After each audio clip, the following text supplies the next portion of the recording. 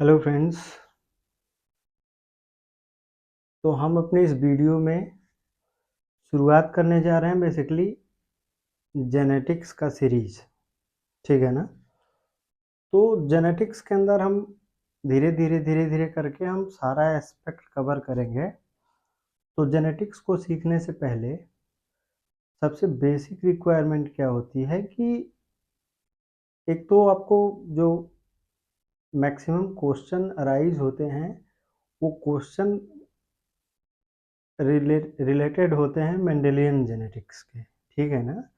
तो मेंडल का क्या कंट्रीब्यूशन रहा उसके बारे में हमें सीखना है। तो मेंडल के कंट्रीब्यूशन से पहले हमें ये बात जान लेना उससे भी ज़्यादा ज़रूरी है कि मेंडल ने जो इस कुछ बेसिक और स्टैंडर्ड जो टर्म उन्होंने अपने एक्सपेरिमेंट के अंदर इस्तेमाल किया है उन सब की बेसिक अंडरस्टैंडिंग होने से पहले आप जो मतलब जो एनसीईआरटी के अंदर जैसे वो जो लिखते हैं वो आप बहुत आसानी से नहीं समझ सकते। ठीक है ना। तो उसके पहले कि हम अचानक से मतलब मेंडल का रूल रेगुलेशन उनके लॉज क्या क्या हैं उस पे आने से पहले हमें कुछ बेसिक जेनेटिक्स के बारे में बात करना बहुत ज़रूरी है। तो शुरुआत का जो हमारा एक दो लेक्चर होगा उसके अंदर हम बेसिक्स के बारे में बहुत अच्छे से समझ जाएंगे। उसके बाद की जो हमारी जर्नी होने वाली है वो बहुत ही आसान होगी। ठीक है ना। देखिए, तो जेनेटिक्स की शुरुआत करने से पहले हम ये पता लगा लें कि व्हाट इज जेनेटिक्स। ठीक है ना, कि जेनेटिक्स है क्या। तो यहाँ पे हमने लिख रखा है, देखिए, branch of biology which deals with study of heredity and variation. मतलब कहने का यहाँ पे ये है कि जेनेटिक्स के अंदर बेसिकली हम हेरिडिटी और वेरिएशन के बारे में स्टडी करते हैं। ठीक है ना। तो अब दूसरा सवाल यहाँ पे अराइज होता है कि सर व्हाट इज हेरिडिटी। तो हेरिडिटी का क्या मतलब होता है। देखिए, जैसे कि यहाँ पे हमने लिख रखा ना, प्रोसेस ऑफ ट्रांसमिशन और process of transfer of character from parent to offspring. मतलब कहने का ये है कि एक पीढ़ी से दूसरी पीढ़ी में कैरेक्टर कैसे जाते हैं। ठीक है ना। ये मतलब कैरेक्टर कैसे जाते हैं इसकी स्टडी को हम लोग नाम देते हैं हेरिडिटी। ठीक बात है ना। मतलब कि एक पीढ़ी से या पेरेंट्स से अगली पीढ़ी में जो बच्चे पैदा हो रहे हैं उनके अंदर कैरेक्टर कैसे ट्रांसफर हो रहे हैं। ठीक है। इस प्रोसेस को या इस घटना को हम लोग बोलते हैं हेरिडिटी। अब दूसरा टर्म है यहाँ पे वेरिएशन। तो जब हम सेक्सुअल रिप्रोडक्शन की बात करेंगे, ठीक है ना, जब हम सेक्सुअल रिप्रोडक्शन की बात करेंगे तो सेक्सुअल रिप्रोडक्शन के अंदर वेरिएशन का बेसिक काज होता है रिकॉम्बिनेशन। ठीक है ना। रिकॉम्बिनेशन या उसको हम लोग क्रॉसिंग ओवर नाम देते हैं। इसके बारे में डिटेल स्टडी हम करेंगे सेल डिवीजन के अंदर। ठीक है ना। और उसके पहले मतलब सेल डिवीजन के अंदर तो हम बात करेंगे ही करेंगे और जितना हमारे काम का होगा वो हम यहाँ पे इस सेगमेंट में हम उसको भी डिस्कस करेंगे आगे चल के। ठीक है ना। घबराने की कोई ज़रूरत नहीं है। तो यहाँ पे जेनेटिक्स के अंदर हम क्या क्या स्टडी करते हैं, हेरिडिटी और variation. What is heredity. Heredity का मतलब होता है sir process of transmission of character from parent to offspring. मतलब पेरेंट से ऑफस्प्रिंग में कैरेक्टर कैसे जाते हैं उसकी स्टडी। उसके साथ साथ जो वेरिएशन, ठीक है ना, जो वेरिएशन आता है तो वेरिएशन के पीछे की वजह होती है क्रॉसिंग ओवर। ठीक है ना। और क्रॉसिंग ओवर जो प्रोसेस होता है उस प्रोसेस को हम लोग नाम देते हैं रिकॉम्बिनेशन। तो यहाँ पे बस इतना आपको ध्यान में रखना है कि सेक्सुअल रिप्रोडक्शन के अंदर वेरिएशन की वजह आपसे पूछा जाएगा तो क्या बोलना है, क्रॉसिंग ओवर। ठीक है। अब क्रॉसिंग ओवर के अलावा जैसे वेरिएशन जो हो सकता है वो उसके और कई सारे रीजन हो सकते हैं, लेकिन यहाँ पे जो मेन रीजन होता है वेरिएशन का वो क्या होता है, रिकॉम्बिनेशन या क्रॉसिंग ओवर। देखिए, रिकॉम्बिनेशन या क्रॉसिंग ओवर। ठीक है ना। तो ये बात ध्यान में रखना है।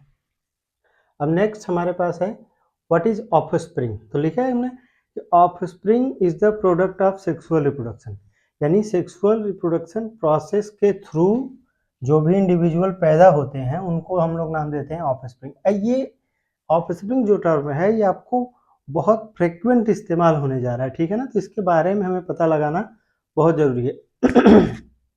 देखिए, तो offspring is the product of sexual reproduction usually with biparental origin, ठीक है ना, usually with biparental origin. Biparental मतलब combination of father and mother, ठीक है, यानी ऑफस्प्रिंग के जीवन में 50% कंट्रीब्यूशन उनके फादर का और 50% कंट्रीब्यूशन उनके मदर का होना है, बट हैविंग वेरिएशन, ठीक है ना, उसके साथ साथ कह रहे हैं कि यहाँ पे आपको वेरिएशन देखने को मिलेगा, और यहाँ पे वेरिएशन की वजह आपसे पूछी जाएगी, तो वेरिएशन की मेन जो कह रहे वजह है वो कौन है, क्रॉसिंग ओवर, ठीक है ना।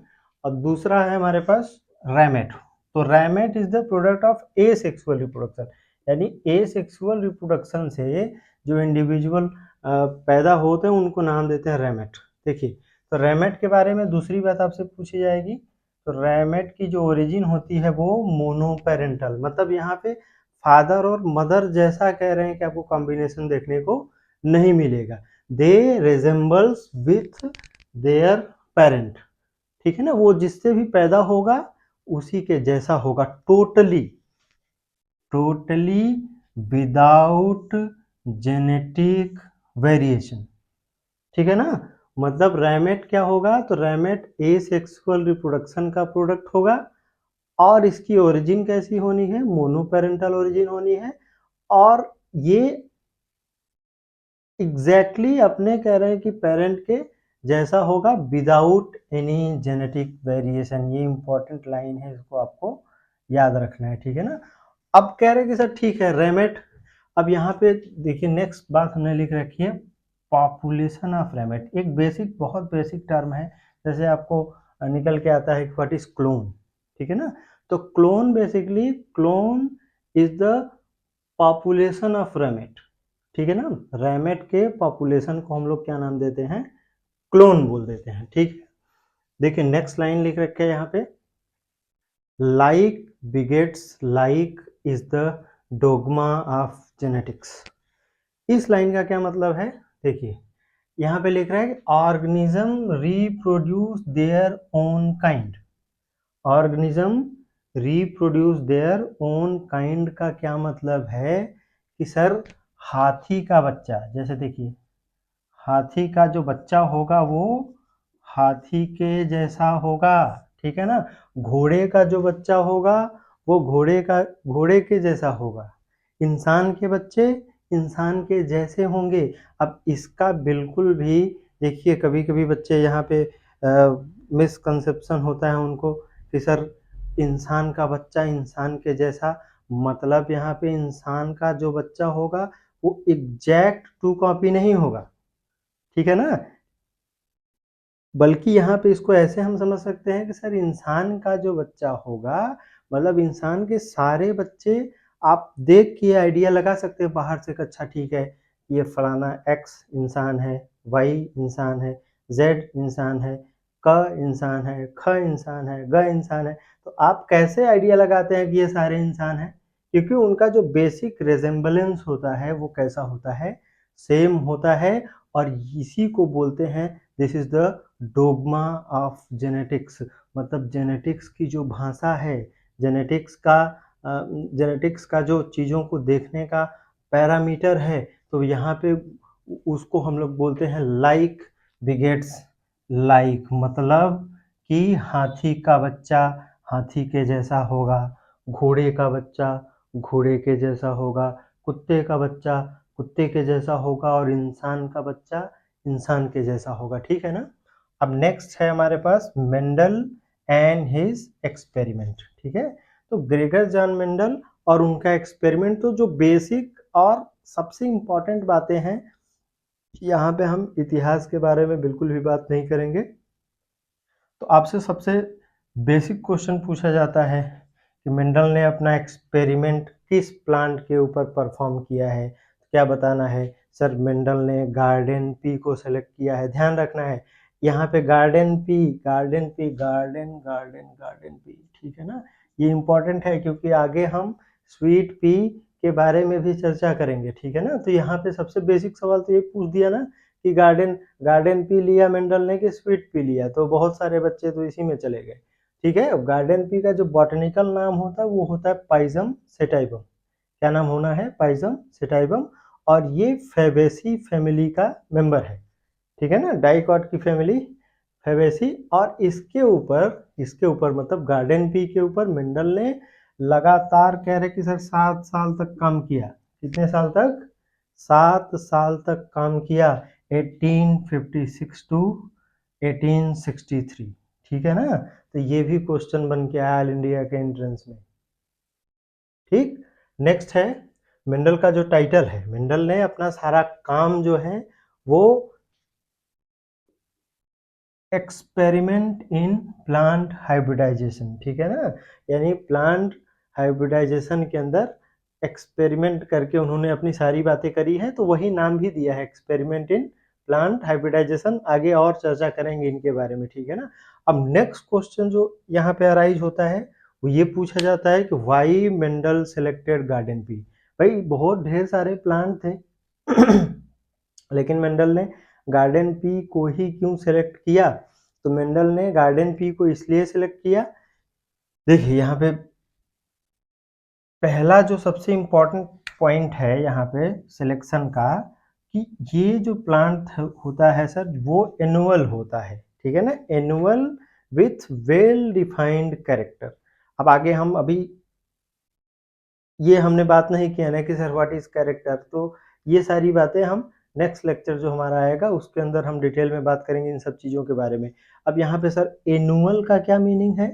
एनुअल का मतलब पहली बात तो यहाँ पे 1 साल नहीं है, ठीक है ना। एनुअल का मतलब यहाँ पे एक सीजन से है, ठीक है ना। तो बहुत सारा बच्चा उसके दिमाग में होता है कि सर एनुअल मतलब 1 साल, नहीं। एनुअल मतलब होता है कि मतलब वेजिटेटिव और रिप्रोडक्टिव, वेजिटेटिव और रिप्रोडक्टिव दोनों फेज एक ही सीजन के अंदर कंप्लीट कर ले, ठीक है ना। तो ये जो प्लांट है गार्डन पी वो एनुअल होता है विथ वेल डिफाइंड कैरेक्टर। और इसके अंदर उन्होंने जो भी कैरेक्टर चूज किया वो वेल डिफाइंड थे, मतलब ऐसा नहीं है कि सर कैरेक्टर आपस में कैरेक्टर्स की ब्लेंडिंग थी, या उसको हम जनरलाइज तरीके से देखने की कोशिश करें तो हम देख नहीं पाए, ऐसा नहीं है। उन्होंने जो भी अपने एक्सपेरिमेंट में बात किया वो सारी बातें क्या थी? क्लियर कट थी, ठीक है ना। नेक्स्ट है, नेक्स्ट इंपॉर्टेंट बात, हर्माफ्रोडाइट या बाईसेक्सुअलिटी। बाईसेक्सुअलिटी का मतलब होता है कि जैसे एक फ्लावर होगा, ठीक है ना, ये कोई एक्स वाई जेड ऐसे कह रहे फ्लावर है सर, तो उस फ्लावर के अंदर उसका मेल और फीमेल पार्ट दोनों प्रेजेंट हो, ठीक है ना। एक ही फ्लावर के अंदर मेल और फीमेल दोनों पार्ट अगर प्रेजेंट हो, ठीक है ना, तो उसको हम लोग क्या नाम देते हैं? बाई मतलब दोनों, सेक्सुअल मतलब सेक्स ऑर्गन, दोनों सेक्स ऑर्गन एक ही फ्लावर के अंदर अगर प्रेजेंट होंगे, इस कंडीशन को हम नाम देते हैं बाईसेक्सुअलिटी। अच्छा, बाईसेक्सुअलिटी की का एडवांटेज क्या होगा कि सर यहाँ पे सेल्फ पॉलिनेशन तो अपने मन से होता रहेगा। देखिए यहाँ से कह रहे हैं कि ये सर ये जो एंथर है ये आगे चल के पॉलन ग्रेन बनाएगा, ठीक है ना। यहाँ ओवरी के अंदर यहाँ फीमेल गैमेट का फॉर्मेशन होगा, तो ये यहाँ से ये पॉलन ग्रेन यहाँ पे आराम से कह रहे हैं कि ये गिर सकता है, ठीक है ना। तो देखिए 3 बातें, जरूरी बातें, एक तो एनुअल के साथ साथ वेल डिफाइंड कैरेक्टर था पाइजम सेटाइवम के अंदर, दूसरा बाईसेक्सुअलिटी थी, बाईसेक्सुअलिटी की वजह से कह रहे हैं कि सर सेल्फ पॉलिनेशन आसानी से होता चला गया। अब सेल्फ पॉलिनेशन के बारे में यहाँ पे जो बात करी है ना, आगे हम इसके बारे में भी डिटेल में बात करेंगे कि सर सेल्फ पॉलिनेशन मेंडल ने एक्चुअल में, मेंडल का जो प्रोसेस है पूरा ना, ठीक है ना, आगे हम बात करेंगे कि मेंडल ने अपने एक्सपेरिमेंट के अंदर जो सबसे बुनियादी बात उन्होंने करी है, तो उन्होंने एक्सपेरिमेंट की शुरुआत हमेशा और हमेशा प्योर लाइन से करी है। तो अब सर ये प्योर लाइन क्या है? आगे बात करेंगे, ठीक है ना, घबराना नहीं है। तो प्योर लाइन क्या है? तो जब आप लगातार सेल्फिंग सेल्फिंग सेल्फिंग सेल्फिंग कराते जाएंगे, ठीक है ना, तो वहाँ पे आपको धीरे धीरे धीरे धीरे मतलब जो मिक्स पॉपुलेशन थी वो धीरे धीरे हटती चली जाएगी। वो आपको प्योर प्योर मतलब या तो प्योर टॉल या तो प्योर डॉर्फ। इसी घटना को मेंडल ने क्या नाम दिया है, प्योर लाइन बोला है। आगे डिटेल में डिस्कस करेंगे, ठीक है ना, प्योर लाइन। ठीक है, तो ये प्योर लाइन की बात हो गई। और देखिए तो सर ठीक है, सेल्फ पॉलिनेशन या सेल्फ फर्टिलाइजेशन तो अपने मन से हो जाएगा, इसमें तो कुछ करना ही नहीं है। तो अगर मेंडल को क्रॉस पॉलिनेशन कराना होगा तब क्या करेंगे? तो क्रॉस पॉलिनेशन के लिए देखिए मेंडल ने क्या किया है, यहाँ से ये जो मेल पार्ट है ना, मेल पार्ट यहाँ से कट करके हटा दिया। यानी मेल पार्ट को बाइसेक्सुअल फ्लावर के अंदर अगर आप सेल्फ पॉलिनेशन और सेल्फ फर्टिलाइजेशन को रोकना चाहते हैं तो आपको क्या करना पड़ेगा कि मेल पार्ट को सर कट करके हटा दीजिए। तो मेल पार्ट को कट करके हटाए जाने का जो प्रोसेस होता है, इस प्रोसेस को नाम देते हैं इमैस्कुलेशन। ठीक है ना, इस प्रोसेस को नाम देते हैं emasculation. For cross pollination Mendel ने क्या किया, एंथर को रिमूव किया। एंथर यानी मेल पार्ट ना, एंथर यानी मेल पार्ट। तो मेल पार्ट को रिमूव करना क्या कहलाता है सर, इमैस्कुलेशन। चलिए ठीक है, यहाँ तक हो गया। अब इसके बाद यहाँ पे कुछ देखिए जरूरी हमने लिख रखी है, इसको आप जस्ट याद रखिए, पढ़िए और याद रखिए, ठीक है ना। William Bateson